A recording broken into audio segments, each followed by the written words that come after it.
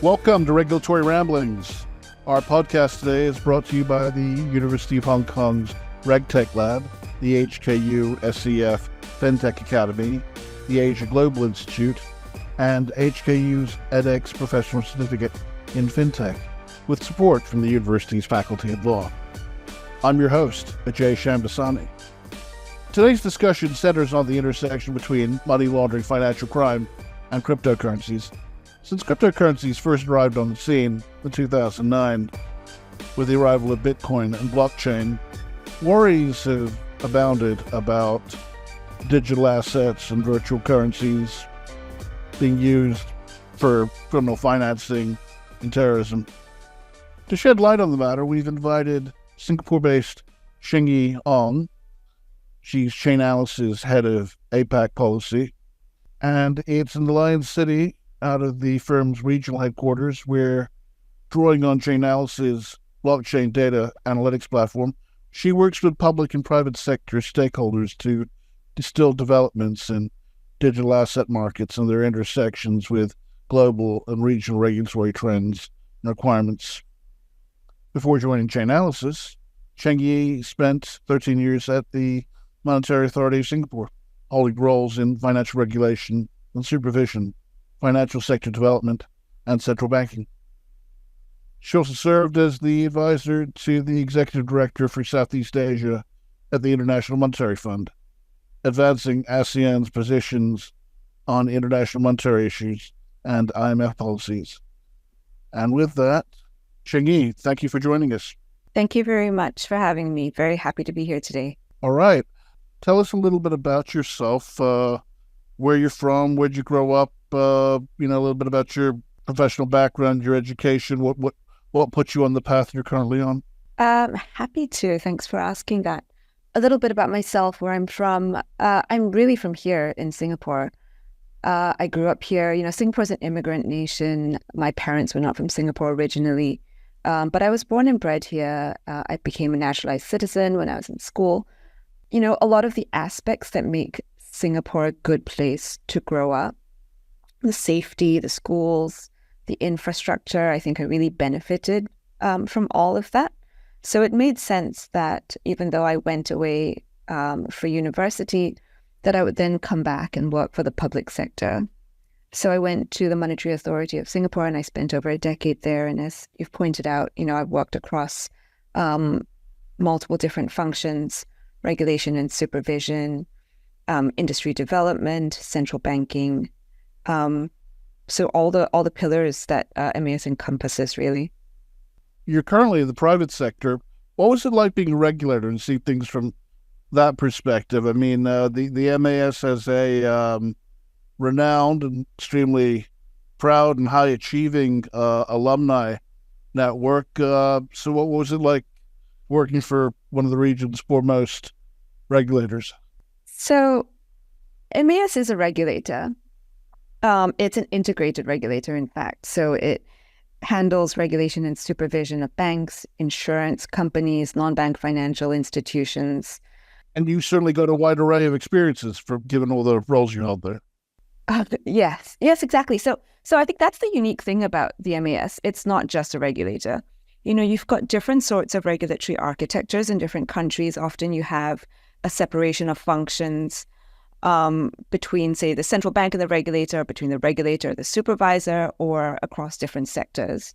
In MAS, you don't just have the regulator for all the systemic aspects of the financial system. You also have the central banking function, and I think something that is relatively unique to Singapore, but also perhaps is present in Hong Kong, is you also have this mandate for financial sector development.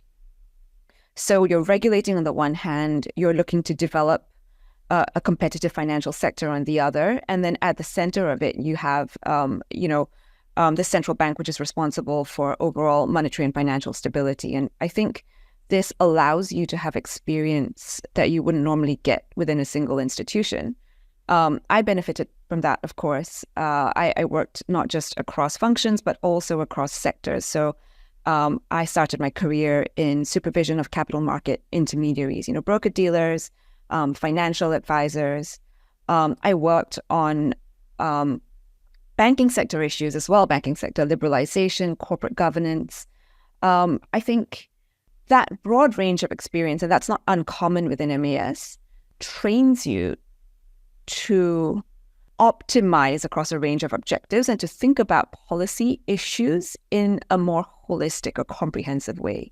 We sometimes get wrapped up in regulation, and we lose sight of the fact that it's just one of, I think, a range of policy levers that we have on hand. What do I mean by that? So if the objective that you're targeting is something like banking system stability, then capital and liquidity regulation is one aspect of that. But access to central banking facilities is another. And then so is creating enough room for a bank to innovate, to develop new and profitable business lines. That's important for sort of its longer-term financial position, its longer-term prospects.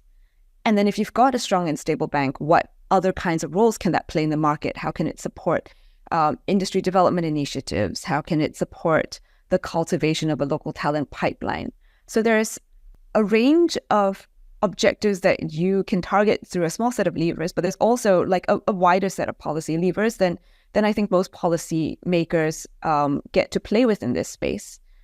So, you mentioned the reputation that MAS has. I think a lot of that comes from training a slate of policymakers, regulators, and supervisors and central bankers that by default think in a multidimensional way. It's often interested me because I don't think we give enough respect to the people that deal with regulatory policy versus regulatory implementation and regulatory enforcement. Is it important to distinguish between them, or how would you distinguish between them? And what would you say is the importance of regulatory policy? Because that involves not just coming up with rules, right, but envisaging their long-term consequences. Often what you have in any institution or in any country is some level of distinction between sort of regulation and supervision. So you'll have often different teams that are crafting the rules, the policy frameworks, drafting the legislation, compared to the ones that are actually implementing them on the ground. I really like to think of this not as distinct activities, but rather different points in the same process. They're all interconnected. It's like governance, risk, and compliance, the three tangled threads. They're not necessarily the same thing, but as we keep finding out, you can't have an honest discussion about one without implicating the other two. 100%. And in the regulation and supervision dichotomy, honestly, like it's a feedback loop, right? Regulation needs to continue to evolve, and that needs to take into consideration what the supervisor is seeing on the ground. I've always found that if you have a regulator that's spent some time in the supervisory function, that helps to impart a little bit of discipline in the regulatory policy making, because you start to have a stronger anchor in terms of what's actually practically feasible, what makes sense when it's implemented on the ground. But like really at the minimum, what you need is continual dialogue. And often you'll get, a lot of this activity kind of jumbled up. You'll have like you'll have teams of supervisors that are involved in the regulatory process, or certain types of, say, more granular standards that are driven out of the supervisory side. I think it really is, they're not two separate things. They are different parts of a whole, and they have to be taken as such. Well put. Let's turn to Chainalysis. Now, you guys were innovators in your own right. I mean, your credentials, your designations, the cryptocurrency investigator's license. I mean, others, this isn't to be rhapsodic or overly boastful, but others followed you guys in terms of creating their own or modeling their own designations in those areas. Even the famed ACAMS, Association of Anti-Money Laundering Specialists. But since you guys were the first, it's often said if you want to get credentials in crypto, go with Chainalysis. So mention that, but also more broadly what Chainalysis does, and of course once you enter the market, once you enter the fray, there's something to be said for being the first mover. But it has attracted competitors, and they don't need to be named, some of which whom already appeared on the show. But talk to us about that, and the education and services you provide, the state of competition in your field. Maybe to take a step back, the way that I think about it, what Chainalysis really does is help people navigate the blockchain. And you've sketched out, in a way, what we do as a software company or a provider of services. But at the end of the day, what we provide is actionable intelligence. So public blockchains today, they're completely transparent. Every transaction is visible, but it's not actionable because activity on the blockchain is pseudonymous, right? You've got a bunch of letters and numbers and addresses and timestamps. But if you're interacting with an entity or a wallet, you don't know if that's a personal wallet that's controlled by an individual or a centralized exchange or a darknet market. And what Chainalysis does is identify when different addresses are controlled by the same entity. And then we add contextual information that is gathered from off-chain sources to help you better understand what sort of entity you're dealing with. Is it a sanctioned entity? Is it a licensed exchange? Is it a mixer? So we put all this information together and we think of it as building a knowledge graph for Web3. So it's like Google for Web3. And we make that knowledge graph available to different clients for different purposes, investigations, risk management, and growth.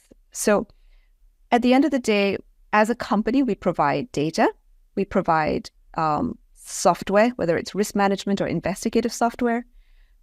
We provide services, and that's both sort of like specialized investigative support, prosecutorial support, as well as a wide range of training from the very basic sort of crypto 101 level all the way through to advanced investigative certifications.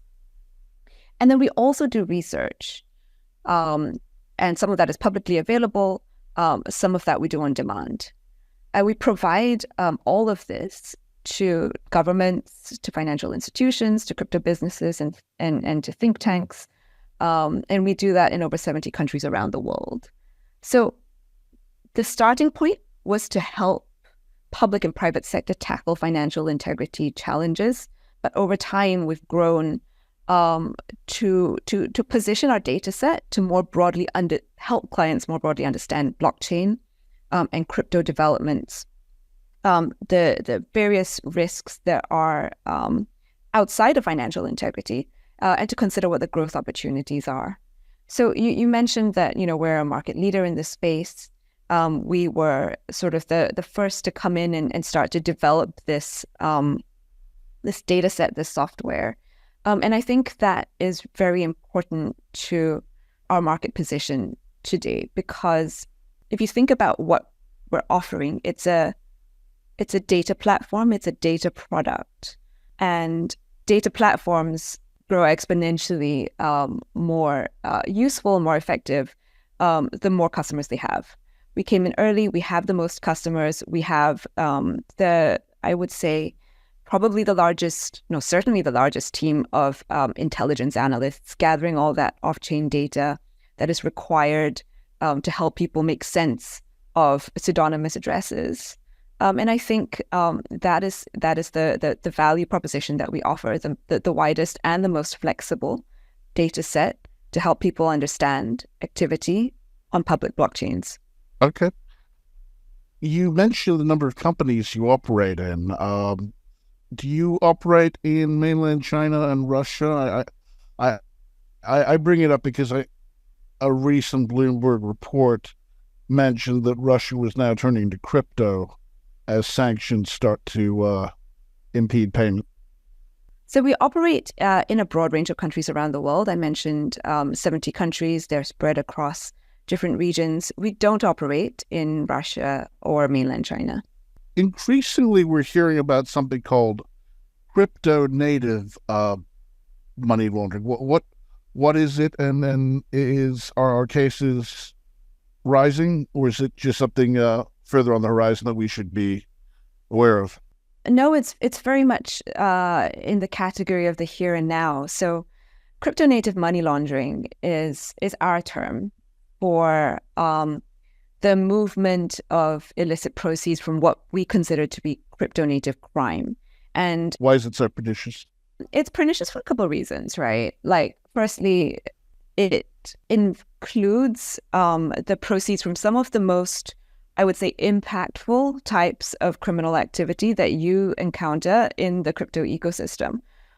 So we think of crypto native crime as things like proceeds from darknet markets, assets stolen from crypto hacks, payments from ransomware attacks. And these are the types of crimes that can both have sort of very extensive impacts on individual people. You're thinking about something like child abuse material, or it can also have like extremely impactful effects at the nation state level. So a lot of the assets that we see stolen from different types of crypto services, material amount of that can be traced back to activity from state-backed actors, including North Korean hackers.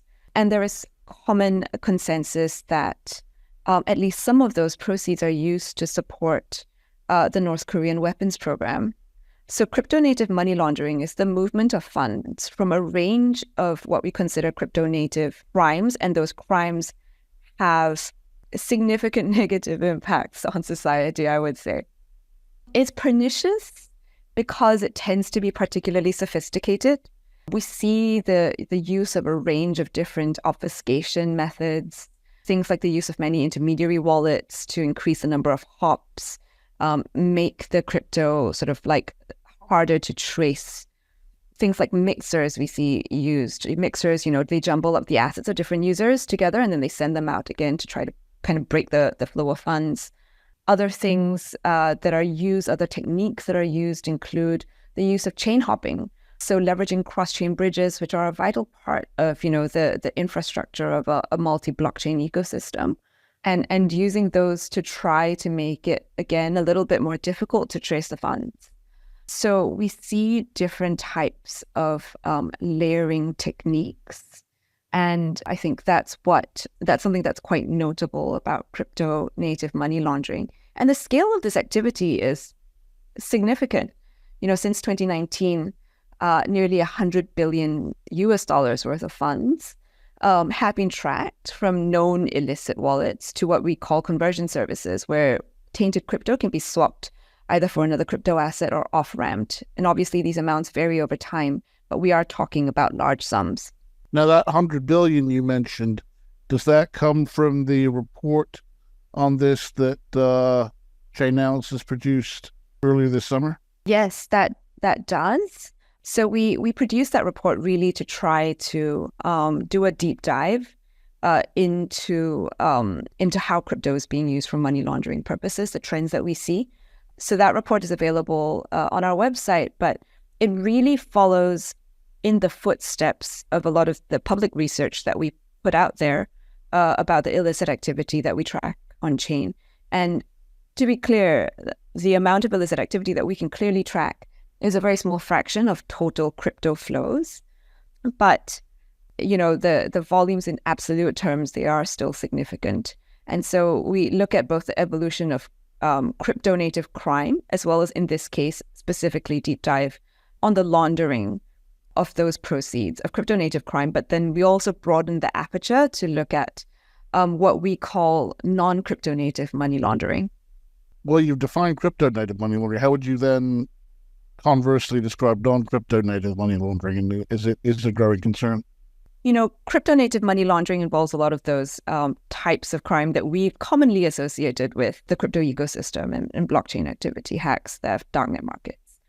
Non-crypto native money laundering refers to the laundering of funds from illicit activity that may take place far away from the blockchain. What are some examples? So narcotics, for instance, we've seen crypto being used to launder funds and also to pay for things like fentanyl precursors. Fraud is another big category. The overall message, I guess, that we're trying to drive is that as more financial transactions move on chain, traditional money launderers are also turning to cryptocurrencies to facilitate their operations. You know, the UNODC published a paper earlier in the year about the role of online casinos and cryptocurrencies in the underground banking and money laundering infrastructure, how that can be linked to the financing of transnational organized crime. So we're seeing crypto being used in a wider range of illicit activity. And this is consistent with feedback that we get from law enforcement about how they're starting to encounter crypto artifacts more frequently in their investigations. This is a concern. Tracking non-crypto native money laundering can be difficult at scale because, you know, like I said, the illicit activity takes place far away from the blockchain. The proceeds are not, you know, natively denominated in cryptocurrency.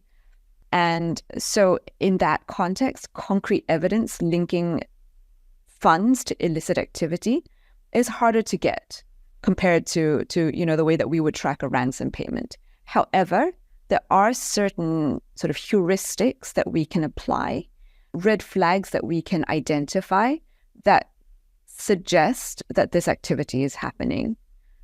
So, you know, like there are certain regulatory reporting thresholds out there, like travel rule thresholds, U.S. currency transaction reporting thresholds, and we can see spikes in the number of transactions in sizes that are just shy of these thresholds, suggestive of some level of structuring activity. This broadening of money laundering in crypto from crypto native crime to all crime really has implications, I think, in terms of the type of response that we need to put forward, what this requires in terms of law enforcement capabilities, regulatory capabilities, the types of monitoring that like crypto exchanges need to do. So it's really, I think, a consequential shift. I'm glad you brought that up because that leads to my next point, which was, do you think crypto-based money laundering will get worse in the years to come? So I think there are probably two perspectives here, right? The first is, you know, as crypto activity grows, the scale of crypto money laundering will grow.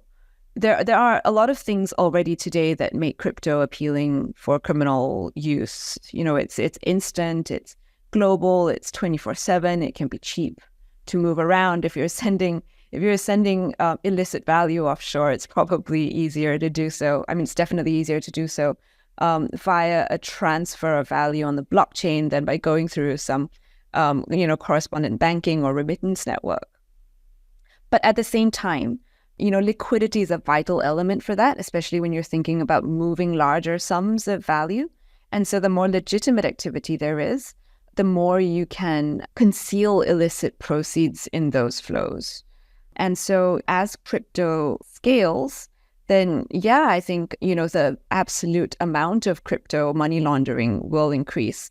Will it increase on a proportionate basis? That's kind of the question. Like if we're talking about 1% today, are we going to talk about 2% tomorrow? And I think when we talk about that's really an endogenous like question. That really comes back to how strong our defenses are. You know, one thing that we found is that even though a lot of illicit flows in crypto, they're going to sort of to centralized exchanges, potentially for off-ramping. Over time, we've seen the amount of illicit activity flowing to centralized exchanges declining. And one possible reason for that could be a stronger AML-CFT defenses within those institutions. We're also seeing, you know, an evolution in terms of crypto AML regulation worldwide. We've already had FATF standards for a long time, for several years now, and those are sort of gradually getting implemented in jurisdictions around the world. And the better we are at recognizing and preventing crypto native money laundering, the less it is likely to be appealing as a channel for the movement of illicit proceeds. So yeah, I think those are probably the two factors that will determine whether and to what extent crypto money laundering gets worse moving forward.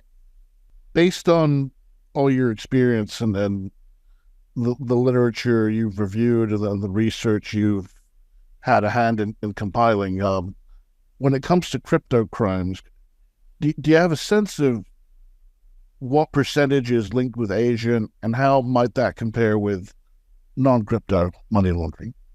That's a good question. We don't apportion this activity geographically in a quantitative way. We do spotlight activity in specific jurisdictions when we see it, but we don't do an estimate of like X percent of crypto crime is currently based in mainland China or Southeast Asia or the United States.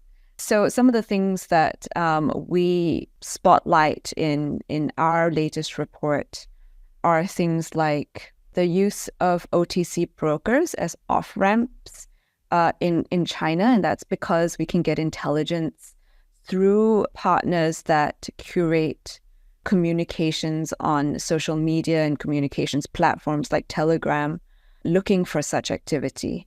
Another area in which we've spotlighted activity that has a geographical nexus has been in our work on pig butchering.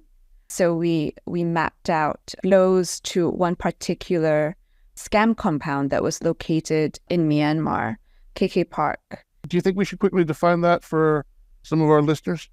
Pig butchering is a type of scam that typically involves elements of both romance scams and investment scams. So the way that it usually plays out is a scammer will reach out to a victim, build a relationship with them. Often they're connected on things like dating apps, social media platforms. You know, I've had LinkedIn connects that were clearly shady, and I'm sure all of us have as well. They will build an emotional connection to the victim while also demonstrating that, you know, the scammer are leading a lifestyle of means and luxury. And at a suitable juncture, they will start convincing the victim to invest in whatever opportunity they've put forward. In our case, we often see that it's some form of so-called crypto platform.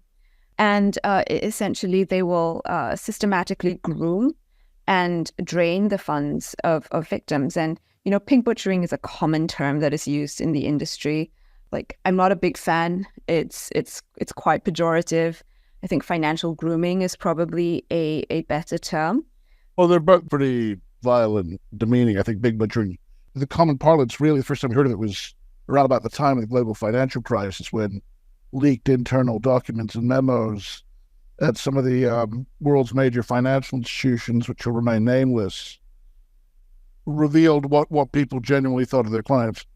There's no good name to put on, in this case, a hideous crime, I think. But so the crime itself is deeply personal, right? It has such an impact. And in a way, it's so, you would think it's difficult to scale because of the level of investment that it takes to build a relationship with victims. And in this case, a lot of the labor that is involved in that process is forced labor. We see the confluence of human trafficking and forced criminality. And even though the crime itself seems very personal and tailored to an individual level, it is conducted at scale. And there has been a lot of literature about this. So this is a transnational and organized type of criminal activity, often perpetrated out of scam compounds that operate in border regions. There are, scam compounds situated around the world. There are a number in Southeast Asia, of course. And what we can do through crypto is start to try to trace some of these scam-related flows to try to get a sense of the scale of the issue. And there are two types of flows that we can really trace. The first is of course flows from victims, and the second is ransom payments from the families and the friends of those trafficked persons that are held within scam compounds and forced to carry out these scams. And so in one of our past reports, we've outlined flows to one particular scam compound called KK Park, and essentially sized some of that activity, and we've updated those numbers in latest mid-year crime update that we've put out. I'm glad you brought up the topic of asset tracing, because more and more we're hearing about the concept of hot wallets. How does one recover defrauded crypto funds to make the victims whole in that instance? So all crypto is held, it's really stored, it's recorded on the blockchain, and it's controlled through wallets, and there are different types of wallets. There are really two ways that you could seize assets in crypto. The first is where the assets are held by a service provider, and you can get the service provider to freeze those funds, to stop whoever owns the account from getting hold of or control over those assets. So for instance, if the assets are held in the crypto account of a scammer that has the account held at an exchange with the right sort of public-private collaboration, with a subpoena, you could get those funds frozen. Or alternatively, if the crypto exchange picks up that the source of funds is likely to be illicit or has suspicions about the controller of the account, they can also proactively take steps to freeze those funds while they continue to investigate. So that's like the first possibility. The second possibility that we have started to see used, and that we've actually been involved in some operations with, has been the idea of whether certain types of crypto assets can be frozen even while they are held in personal wallets, so out of the control of an exchange or another service provider that takes custody of the assets. So, you or I, we could spin up a new unhosted wallet, self-hosted wallet, if that's a term that you prefer to use, to hold our assets. Technically, the wallet is controlled only by us, and nobody else can take control of the assets held within the wallet.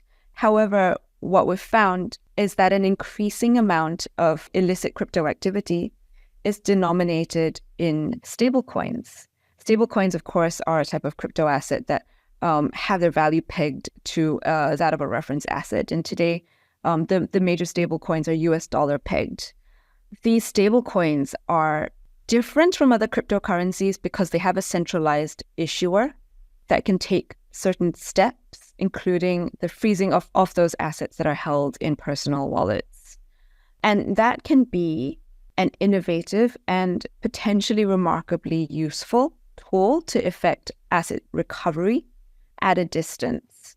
So recently, Chainalysis, we were involved in a case where over $200 million worth of stablecoins that were held in personal wallets were frozen. And this was an operation that was undertaken in collaboration with the US Department of Justice as well as OKX. And those funds were linked to scam activity and transnational organized crime. And that's, I think, the type of partnership that will be required as we go forward. Now, I mentioned DOJ and OKX. Of course, the most crucial element of that picture is the stablecoin issuer. And in that case, it was Tether. So just so that we're clear, are stablecoins actually being used in money laundering? So the answer is yes. But the broader picture is that stablecoins are just being used in crypto, full stop. Over the last few years, we've seen stablecoins play an increasingly important role in the crypto ecosystem, which makes sense because they're so flexible as an asset, right? You use them to swap in and out of crypto positions easily, use them for settlement, you can use them for payments. And so today, the majority of all crypto flows on chain are are in stablecoins.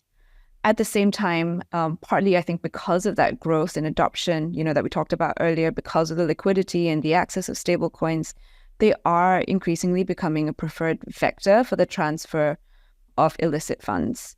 And so if we look at just, say, crypto-native money laundering, a majority of those illicit flows are also denominated in stablecoins. And we see that specifically in particular types of crime or particular types of illicit activity, I should say.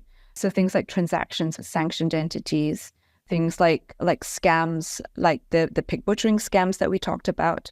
We do tend to see stablecoins being used a little bit more in those types of activity.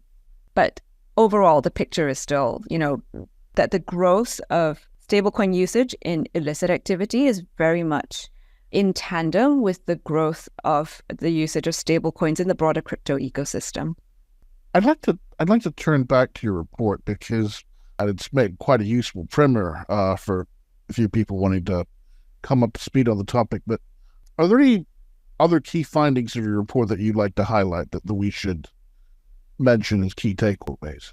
Yeah, I think there are, and it's really heartening to hear that the report is useful. I think that's why we put it out as a reference point. There are, I think, a few relevant findings depending on what position you're in. But so one is around the type of obfuscation techniques that we tend to see in crypto-native money laundering. So I described a few of them earlier, but the overall picture is this. Firstly, the use of intermediary wallets remains the most common layering technique. But secondly, we can also see a pickup in illicit flows attributed to mixers and cross-chain bridges. And so essentially what that means is, if you're a compliance officer, it's important to have your transaction monitoring systems tuned so that you can pick up flows that come from mixers, from cross-chain bridges. They're not necessarily illicit, but they're probably worth a second look. I think the second point is around the concentration within this money laundering ecosystem. We track illicit proceeds going to different types of conversion services. I mentioned earlier things like gambling platforms, crypto ATMs, DeFi protocols, and so on. So over 50% of illicit funds wind up at centralized exchanges, either directly or indirectly after the use of, various obfuscation techniques. And that makes sense because, these are the most liquid venues offering, certain integrations with the traditional financial system that can be helpful in terms of blending illicit funds with legitimate activities. But if you are a supervisor, that of course provides you with a starting point in terms of where you want to put your supervisory focus in order to get, in a way, to maximize supervisory effectiveness. So, a strong focus on centralized exchanges, particularly those that offer fiat conversion services, I think is vital. Come back to your point about how most illicit funds end up in centralized exchanges. Did you want to elaborate on that at all? So I'm not going to elaborate on which exchanges they are, but I think one thing that is useful to think about is the concentration at an even more granular level. So just, we talked about how a large share of illicit proceeds are going to a small set of centralized exchanges. We can go one step further and we can look at the deposit addresses that are receiving those illicit funds. And there again, we can see a good deal of concentration. So in one of the reports that we put out, we highlight the value of assets that are flowing to the top 100 deposit addresses that are receiving illicit funds.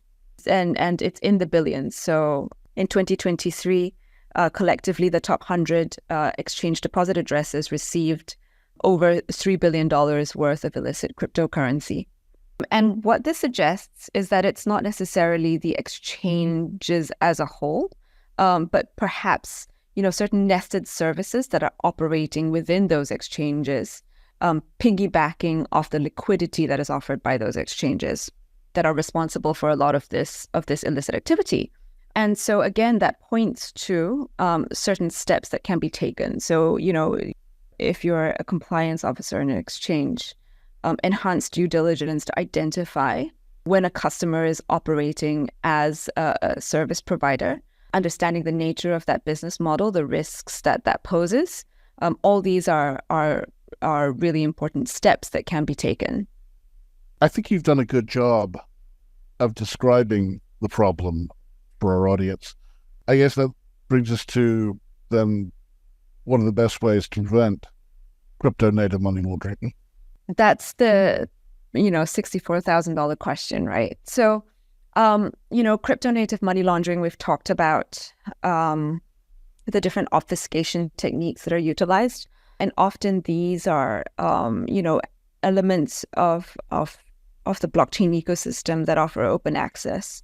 And it's difficult to freeze illicit proceeds at those points. So cross-chain bridges, for instance, they are generally easily accessible.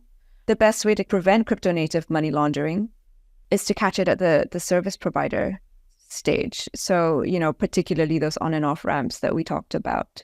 But ultimately, I think taking a step back to think about money laundering as a whole, crypto native money laundering and the ways to prevent it, the key pillars of that effort are the same as how we tackle money laundering anywhere else. So we really do need an ecosystem-wide approach here. Regulators have a role to play. I mentioned, those FATF standards around AML, CFT, risk assessments and risk mitigation measures for virtual assets and virtual asset service providers. Today, the implementation of those standards worldwide is progressing, but it's still very uneven. And given that crypto is a global sector, illicit activity is going to migrate to the weakest links. And that's why we need strong global defenses. We need all regulators to put in place strong AML CFT frameworks for crypto. At the same time, private sector, I think, has an important role to play. Crypto asset service providers as sort of the front line of defense. It is vital for them to have proper risk assessments and risk management measures. But I also think here that when we're thinking about the crypto ecosystem, there are other elements of the ecosystem that can also play a part. So besides crypto businesses, besides the founders of those businesses, you've got, things like the smart money that's funding them, the venture capitalists. You've got the financial institutions that are providing them with fiat banking rails. And all of these are types of entities are in a position to conduct due diligence and to nudge crypto businesses towards a stronger AML CFT posture. And then, of course, rounding things up, enforcement agencies also have a really important role to play here in terms of tracing the flow of funds, disrupting the money laundering networks that are perpetrating a disproportionate share of this activity. And in order to do that, they need to be resourced, they need to be educated, they need to have the right tools.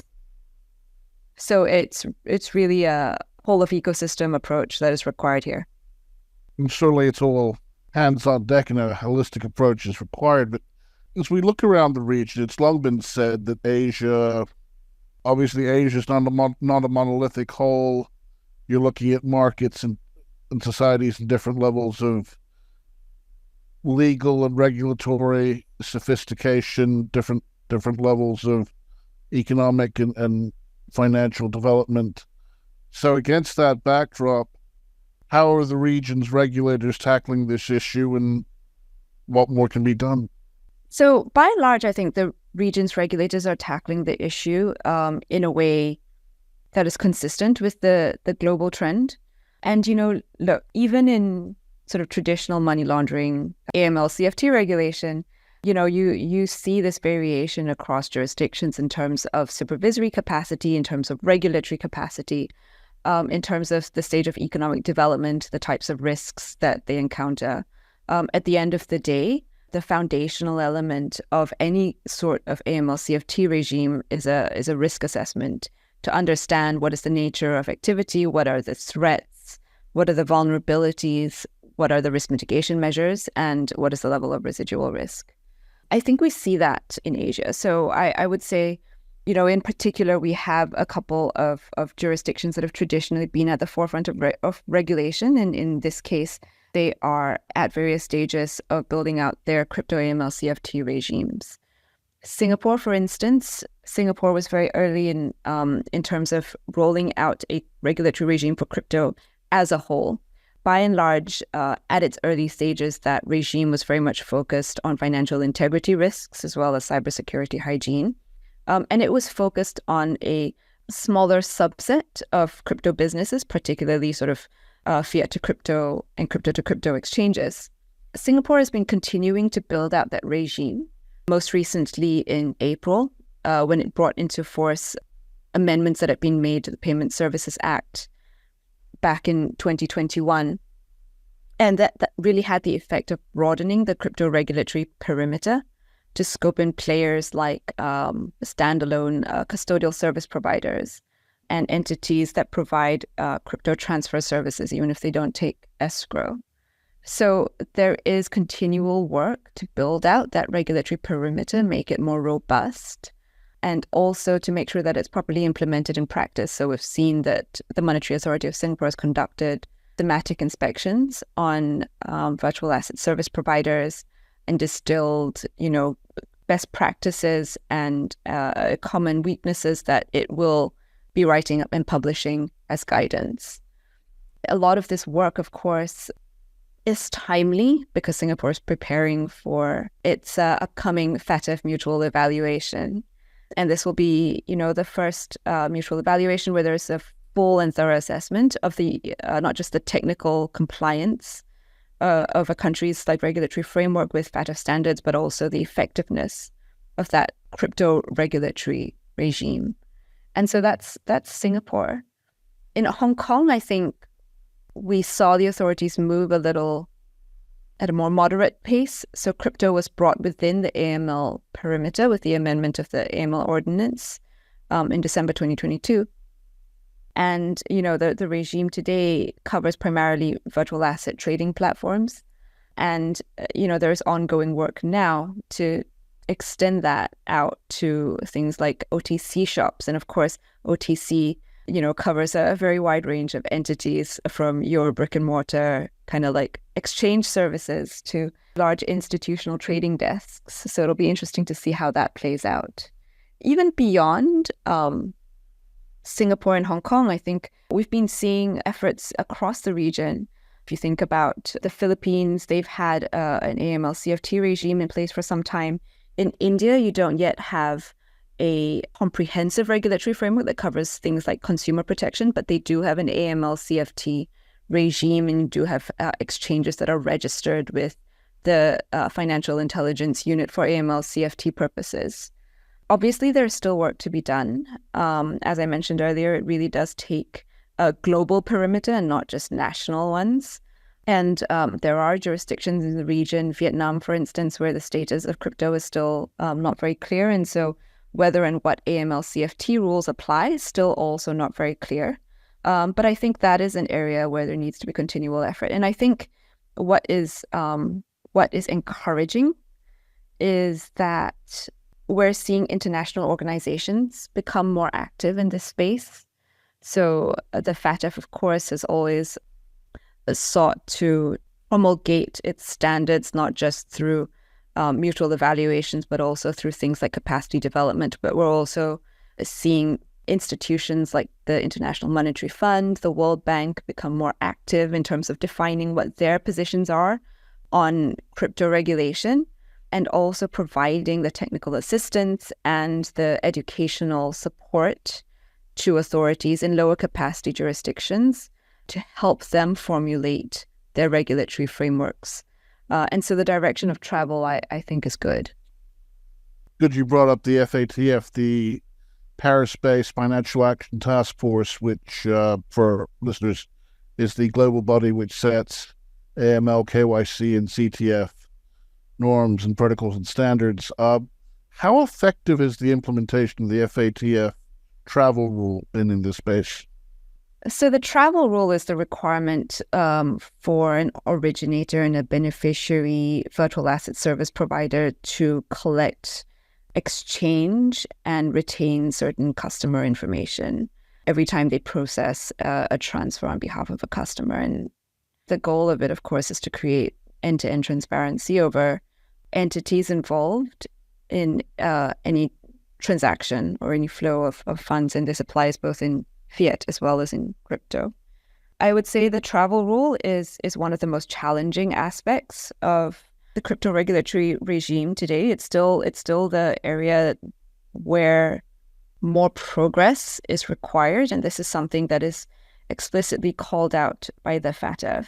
So there are different levels to this, right? The first is, are there travel rule requirements in force in all countries? And given that transfers can be cross-border, you really do need the same or similar rules to be enforced across all jurisdictions. There, I think we're still lagging. There are still quite a number of jurisdictions that have not even introduced legislation to this effect, let alone started to enforce it. This creates challenges for virtual asset service providers because you may be based in Singapore, for instance, and you may be subject to the travel rule, but you may be interacting with a virtual asset service provider that is based in a jurisdiction that is not, where the travel rule is not yet in effect. And so what rules or requirements should apply in that situation? This is what we call the sunrise rule, and it's challenging.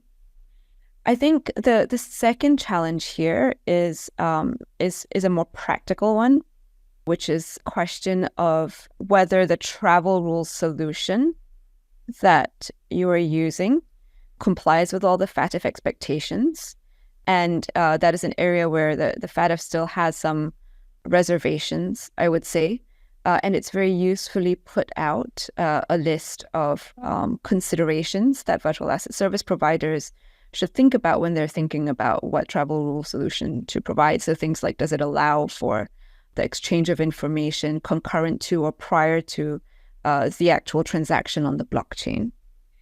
And then I guess the third challenge that the industry is grappling with regards to travel rule implementation is this question of interoperability. So there are different travel rule solutions providers out there today, and that in a way fragments the network of communications, such that in some cases you may only be able to exchange information using that solution with other businesses that are also onboarded with the same travel rule solution. And insofar as that, creates breaks in the flow of communications, in the exchange of information, that's, of course, a challenge for this overall goal of end-to-end transparency. So travel rule implementation, long story short, challenging, but the industry is working hard on it, and I think regulators are working hard on it. I'd like to come back to something you said earlier about what should the role of regulators be in tackling money laundering. I mean, it seems to me that no public official is going to come right out and say this, but regulators are all too often outnumbered, outmanned, outgunned. So if we talk about what their role should be, I mean, is it they need more manpower, they need more expertise, they need more technology to aid them? I mean, what? And then we come to, what should the role of exchanges, including crypto exchanges and financial institutions, be? And, the powers that be have long said they're gatekeepers. Okay, if they're gatekeepers, then they'll tell you that being in the industry, these are the industry best practices, we're applying them, and the regulators will tell you in a hurry what constitutes bad compliance. They won't tell you what constitutes good compliance. So I guess there are insecurities and uncertainties and challenges for both regulators and market participants in meeting their roles in this regard. Maybe some degree of private-public partnership is required. Let's flesh that out. What should the role of regulators be when it comes to money laundering, and what should the role of cryptocurrency exchanges and financial institutions be? Because my sense from speaking to them is they're doing all they can with the resources at hand. There's different aspects to this question, right? So just firstly on regulators, I think you are on the nose about the resource constraints that they operate under. All too often, JFIUs, the institutions will file their SARs, STRs, and submit them to the JFIUs. The JFIUs will collect them. Well, what we find is the financial intelligence units, they are heavily overworked. And the problem is they don't connect the dots until it's too late. 100%, like that is a challenge. Resource constraints are always a challenge. We hear this not just with regards to crypto, but this is sort of like a broader issue, right? And it's a broader issue with money laundering as a whole as well. I think that the response is to find ways to make the process more efficient, to do more with less. And the requirements there often would be things like better data analytics tools, tracing tools, investigative tools, education. I think all of these, are vital. Yes, they need more resources. The industry also needs more resources. Often, this is compliance teams, like you said, they're also operating under extremely tight resource constraints. I think one thing that is encouraging is that we've been seeing a lot of crypto businesses start to take AML CFT more seriously and try to resource the compliance functions in a more robust way. We've seen announcements from major exchanges about the extent to which they are bolstering their compliance resourcing. So I think all of that is vital. And of course, it's not just about putting, warm bodies on the ground. It's about making sure that they are trained and equipped with the right tools to be able to do their jobs. In the space of crypto, blockchain analytics, of course, is one important tool. But there are other things that are also going to be required that are kind of par for the course when we're thinking about money laundering. So understanding typologies, understanding red flags, having access to sanction screening databases, having an automated workflow for that. All of these are ways to try to do a little bit more with less. But I wanted to come back to this point that you made about the importance of public-private collaboration. And I think that is very much vital in the crypto space. We think about collaboration, we think about, there are certain things that we tend to think about, like information sharing. And I think that is crucial, but there are different types of information sharing that can happen. I think step one is just a very basic level of mutual education. Often, regulators, because of their position, they're not very well placed to have, market intelligence on what are the latest typologies, what does industry know about where, the shady activity is, what are different aspects and features of the crypto ecosystem, how does the technology work? All this is information that the private sector can share with regulators that would equip them better to do their jobs. At the same time, what we found is because crypto is relatively nascent, because it's grown up in a relatively unregulated environment, often there is still a gap in the level of understanding of what good governance is, of what good compliance is, and of both the need and the ways in which you manage various risks, and financial integrity is front and center in those. And one of the, I think, really useful things that we've seen regulators around the world do is actively engage the private sector to make their expectations understood and to kind of help them better understand the risk landscape that they are operating in and the types of steps that they should be undertaking, both as regulated entities and as responsible players in the ecosystem. And that's even a very basic level of dialogue and information sharing that I think would help us create better outcomes in this space. And then, of course, there's more specific sharing of information that can be disseminated across the industry. So things like, what are the addresses that are associated with scams? Often, you can see new addresses being spun up really quickly. And so sharing information on which addresses are suspected of being associated with illicit activity and getting that information out across all the other exchanges in the region, that's really time sensitive. And of course, once that information is shared, it also provides a basis for further analytics, for detecting networks, for uncovering leads that can be then handed over to law enforcement for further investigation in the hopes of being able to get beyond tackling individual crimes to look at the networks that are underpinning those crimes. So that's a very long answer to your question, but more resources, more information sharing is I think the message at the end of the day. I suppose the revolving door between regulators in the private sector, people becoming regulators entering the private sector like yourself, and vice versa, benefits both in terms of the cross-fertilization of knowledge and experience. As you reflect on all your years of working, all your lengthy perspective in this field, how have AML regulations evolved in the Asia Pacific over the years? Because there was a time when money laundering wasn't taken all that seriously. It was, if not encouraged, certainly permitted. A lax attitude was taken to it. It wasn't seen as that big of a deal, that big of a crime. And then, certainly 9/11 changed things. The post-2008, the hyper-regulation that ensued, and the fines you started to see with HSBC starting in 2011, that changed things.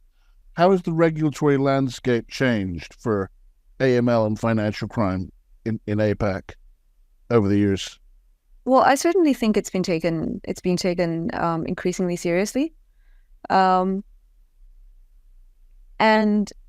part of that is bound to be, linked to this recognition that financial integrity risks, conduct risks, a broader range of risks aside from, capital and liquidity can affect the financial soundness of an institution, and can have a not just a financial impact, but also a very impactful legal and regulatory effect on institutions as well as on broader sort of financial systems. We've seen very high profile money laundering cases in the region, things like the 1MDB case. And those provide real catalysts, I think, and wake-up calls. Maybe wake-up calls is not the right word, but certainly catalysts to drive stronger action in this space. We've seen this just in terms of the type of resourcing that's allocated to AML within regulators. I've certainly seen this in my time in MAS. When I first started there was not an AML department, and now there is, and they invest heavily in building advanced capabilities for the industry and internally to be able to better detect suspicious activity, networks of activity. So certainly, I think in practical terms, we have seen that shift and that step up in emphasis on money laundering. Sometimes I feel compliance doesn't necessarily get the respect it deserves, because the claim is, we're protecting you from future fines, future regulatory enforcement actions, reputational loss. But again, that's hard to quantify. Fines seem like a slap on the wrist. The cost of, they seem to have accepted fines or cost of doing business. At least, say, with a department like the tax department in a bank, it's a cost center, but you know how much money they saved you, so you can quantify their value. With compliance, it's less so. That's why sometimes compliance doesn't get the respect it deserves, even though it's a state-mandated function. You've got to have it. But how can organizations verify the entities they're transacting and engaging with?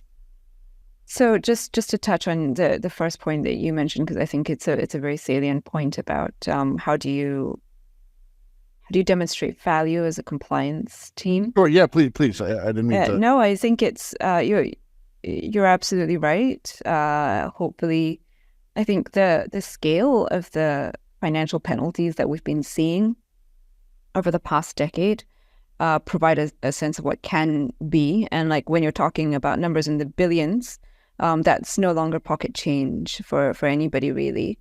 But at the end of the day, because it's so, it's so intangible, a lot of this really does come down to corporate culture and the tone that is set at the top, and it has to go all the way up to the board level. So that's just on the issue of compliance. So with regards to your second question, that was around how organizations can verify the entities that they are transacting with. I guess there's a couple of aspects to that in the crypto space. So analytics tools like ours, obviously, we specialize in identifying businesses on chain. And that means clustering all the potentially millions of addresses that they may have, and then like linking that to a real world entity. So this is Coinbase, this is Binance. So if you see a crypto flow on chain, that's one way of understanding who you're dealing with in terms of your counterparty service provider. And then obviously the travel rule also plays a role there in terms of understanding the exact individual or business that you are transacting with. Then there is sort of like the unhosted wallet population. Unhosted wallet is not a great term. There are many other terms. We like personal wallet, but self-hosted wallet is also commonly used. And there, those wallets are pseudonymous. There are ways that exchanges try to have a little bit more certainty over who's operating the wallet, and that's often by requiring that or limiting transfers only to first-party transfers. So a customer can transfer to a personal wallet that they personally control. And so the direct counterparty for the exchange is known, and you would demonstrate ownership and control through something like a Satoshi test, or signing a transaction, or through sort of like remote verification. But at the same time, there is also possible that you'll be transacting with entities that where you don't know for sure who is controlling that address. In that case, even if you don't know with certainty the identity of the person controlling the address, what you can see is the exposure of that address if you have blockchain analytics tools. So you can see, for instance, if the address that you're dealing with has done a lot of transactions with other exchanges that are, licensed and have a good and robust compliance posture. You could see if, that address has had a lot of transactions with darknet markets, with sanctioned entities, if they've received a lot from mixers. So even if you don't know the actual identity of the person that is controlling the address, you can get a sense of the types or the level of financial integrity risk that you would be exposing yourself to when you're undertaking that transaction. And I think that's kind of what's cool about the blockchain, and that's what's cool about blockchain analytics, that you can sort of get at the substance of risk without necessarily relying on identity. In the time we've got left, is there any advice, any kernels of wisdom you'd like to impart to the young people, be they our students at the law school, the business school, or if they've got STEM backgrounds either here or elsewhere, about those that might want to enter your profession, that they might see a career path for themselves in what you do? What would you say to them? I would say definitely do it. Definitely explore it. Right? We are. Should they study law? Should they get a background in computer programming? Because that increasingly there is a need for tech-savvy lawyers, tech-savy regulators. What should they do? What should they study? What's the right path? How best can they equip themselves for a career in a field where law, regulation, finance, and technology are increasingly going to collide? I would say, firstly, that there is no single right path.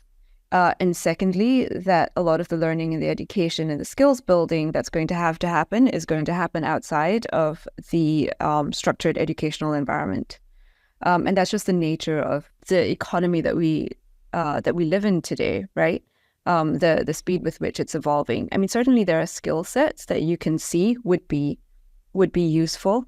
I think some degree of like coding ability, some degree of data analytics capability, they're kind of like just par for the course now.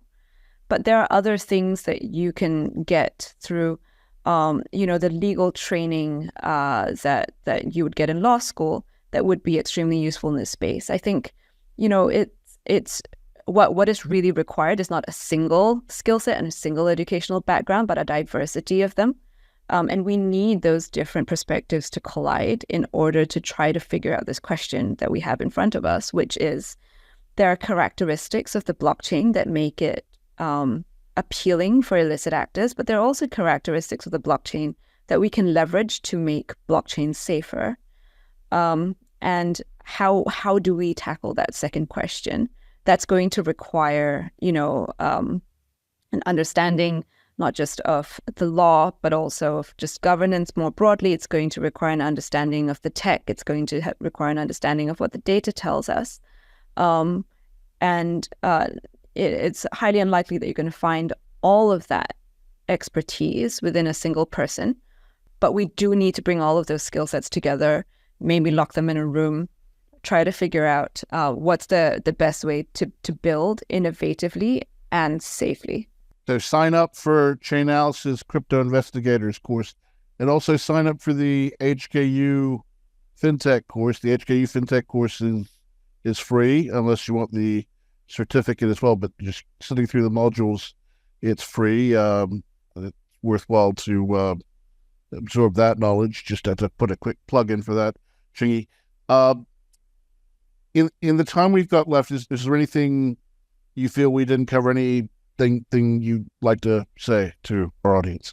The one message that I would end with is that this is, in a way, it's always going to be an arms race. Criminals that are operating in crypto, criminals that are looking to abuse crypto, they are going to get more creative, and so we need, on this side of the line, all the resources that we can get, including all the bright minds of HKU and all the educational institutions around the world, to be channeled towards this effort. And I think it's a really interesting and dynamic space. And I would encourage students to get an understanding of the developments here. Chengyi Ong, thank you so much for your time. Thank you very much. And to our listeners, thank you. Until next.